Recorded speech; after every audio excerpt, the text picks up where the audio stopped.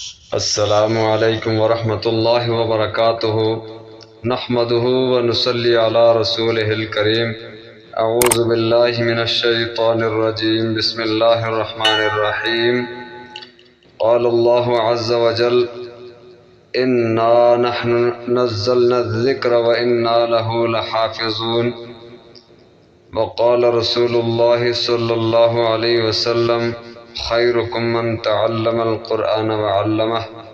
او کما قال علیہ الصلاة والسلام اللہم صل علی سیدنا محمد وعلی آل سیدنا محمد واصحاب سیدنا محمد وبارک وسلم صلی اللہ تعالی علیہ وسلم۔ انتہائی واجب الاحترام سامعین گرامی، رب ذوالجلال نے قرآن پاک میں اپنی مقدس کتاب لاریب کتاب فرقان حمید کے پہلے دوسرے صفحے پر خود فرمایا الف لام میم ذالک الکتاب لا ریب فی، یہ وہ کتاب ہے، یہ وہ عالی شان کتاب ہے کہ جس میں کسی قسم کا کوئی شک و شبہ نہیں ہے۔ اور اسی طریقے سے قرآن پاک کی حفاظت کے موضوع پر رب ذوالجلال نے قرآن پاک میں ارشاد فرمایا انا نحن نزلنا الذکر وانا له لحافظون، بے شک ہم ہی نے اس قرآن پاک کو نازل فرمایا ہے، اتارا ہے، اور اس کے ہم ہی محافظ اور حفاظت کرنے والے ہیں۔ اور قرآن پاک کی رب ذوالجلال نے خود حفاظت کا ذمہ اٹھایا، اور جو حاملین قرآن ہیں، جو قرآن پاک کو اٹھانے والے، تلاوت کرنے والے، عمل کرنے والے، پڑھنے والے اور پڑھانے والے، ان کی حفاظت کا ذمہ بھی رب ذوالجلال نے خود اٹھایا ہے۔ حاملین قرآن میں سب سے پہلے حضور اقدس صلی اللہ علیہ وسلم کی مقدس ذات ہے، جن کے بارے میں رب ذوالجلال نے خود قرآن پاک میں ارشاد فرمایا واللہ یعصمک من الناس، اللہ تعالی آپ کی حفاظت لوگوں سے فرما دیں گے، اور لوگوں کے ظلم سے، تشدد سے اور لوگوں کی دشمنی سے آپ کی ضرور حفاظت فرمائیں گے۔ اور اس وقت جو حالات چل رہے ہیں پوری دنیا پر، پوری دنیا کا عالم کفر اکٹھے ہو کر قرآن پاک کی توہین، اسلام کی توہین، دین کی توہین اور دیندار لوگوں کی توہین اور اہل ذکر علماء کرام کی توہین پر اپنا پورے کا پورا زور لگائے جو وہ تھکتی نہیں ہے۔ جیسا کہ موجودہ دور میں کچھ دنوں پہلے سویڈن کے ان کتوں نے قرآن پاک کی بے حرمتی کی اور سب سے بڑھ کر بدبختی کی، اور اسی طریقے سے حضور صلی اللہ علیہ وسلم کی ذات مقدسہ کا یہ بہت بڑا عظیم الشان، عظیم المرتبت، یہ زندہ و جاوید تر و تازہ یہ معجزہ قرآن پاک کلام اللہ کی شکل میں جو قیامت تک تر و تازہ رہے گا، اور اس کی حفاظت رب ذوالجلال نے بذات خود کرنے کا ذمہ اٹھایا، اور اسی طریقے سے انسانوں کو اس کی حفاظت پر مامور فرمایا۔ تو اس مقدس ہستی حضور اقدس صلی اللہ علیہ وسلم کی شخصیت اور ذات مقدسہ کی توہین کرنے پر جو ہے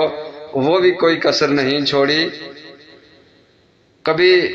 ڈنمارک اٹھتا ہے، ناروے اٹھتا ہے، حضور صلی اللہ علیہ وسلم کی مقدس شخصیت کے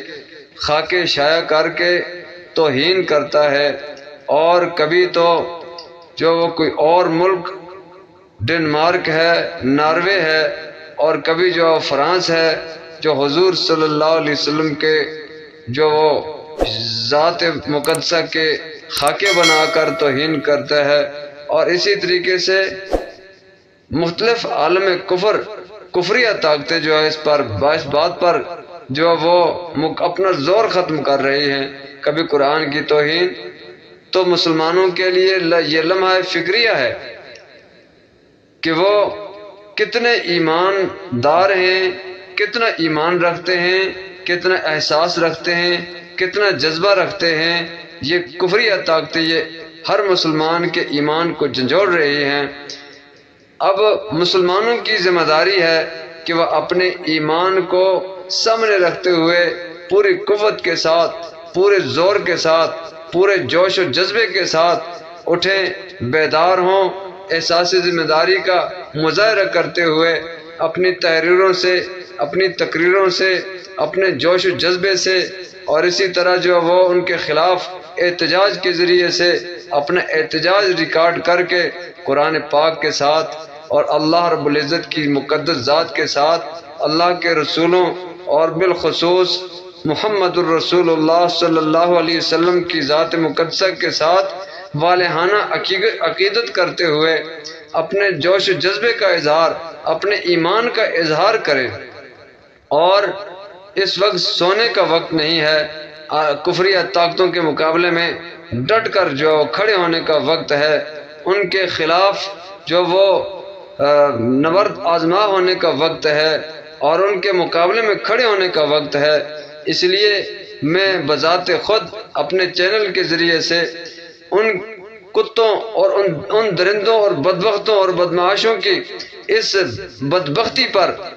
پرزور جو ہے وہ احتجاج بھی کرتا ہوں، اور پرزور مذمت کرتا ہوں کہ وہ کبھی بھی ایسا نہیں کر سکتے کہ وہ ہمارے دلوں سے اللہ رب العزت کی محبت کو نکال دیں، کبھی ایسا نہیں کر سکتے کہ وہ انبیاء کرام کی محبت کو دلوں سے نکال سکیں،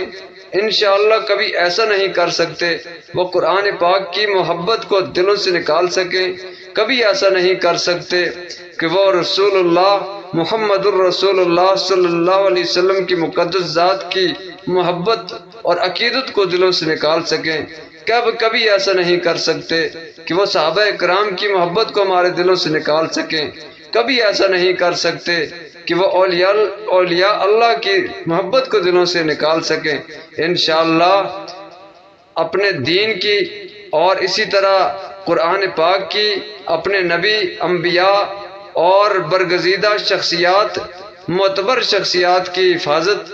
انشاءاللہ ہمارے ذمہ ہے۔ ہم اپنی جان کو نذرانہ پیش کر کے اپنی مقدس مشاہیر، مقدس شخصیات، مقدس کتب دین اسلام کی انشاءاللہ حفاظت کریں گے، کرتے ہیں اور کرتے رہیں گے انشاءاللہ تعالی۔ اللہ تعالی ہم سب کو اپنے ایمان کی تکمیل، اپنے جو احساسات اور جذبات کا اظہار کر کے اپنے دین اسلام کے ساتھ محبت کو مضبوط کرنے کی توفیق عطا فرمائے۔ وہ معزز تھے زمانے میں عامل قرآن ہو کر،